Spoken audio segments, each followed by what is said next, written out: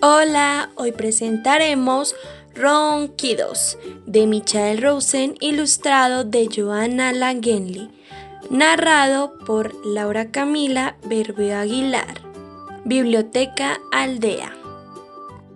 Todo estaba en silencio en la granja. Perro estaba dormido, gato estaba dormido, vaca estaba dormida, oveja estaba dormida, cerdita estaba dormida y todos sus cerditos también. Todo estaba en silencio hasta que Ronquido y gato se despertó, vaca se despertó, oveja se despertó, cerdita se despertó y todos los cerditos también. Ronquido.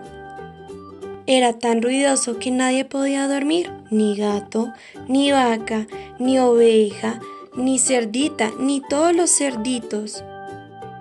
Ronquidos. ¿Qué hacemos para que Perro deje de roncar?, dijo el gato. Ya sé, dijo la vaca. Y Vaca se acercó a Perro y ¡achú!, estornudó en la oreja de Perro. Ronquido. Ya sé, dijo Oveja, y Oveja se acercó a Perro. ¡Bú!, gritó en la oreja de Perro. ¿Y adivina qué? Siguió roncando. Ya sé, dijo Gato, ¿por qué no le cantamos? Tal vez así deje de roncar y nosotros podemos dormir otra vez.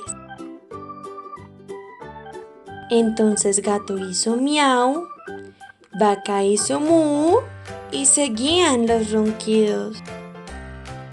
Oveja hizo be, ronquido, y Cerdita hizo oin y todos los cerditos hicieron oin oin y ronquido.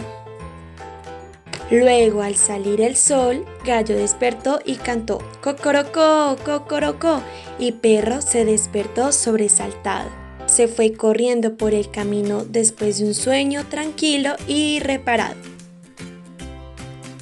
Pero Gato y Vaca y Oveja y Cerdita y los cerditos están tan cansados que se quedaron dormidos. Ronquido. Y colorín colorado, este cuento se ha acabado.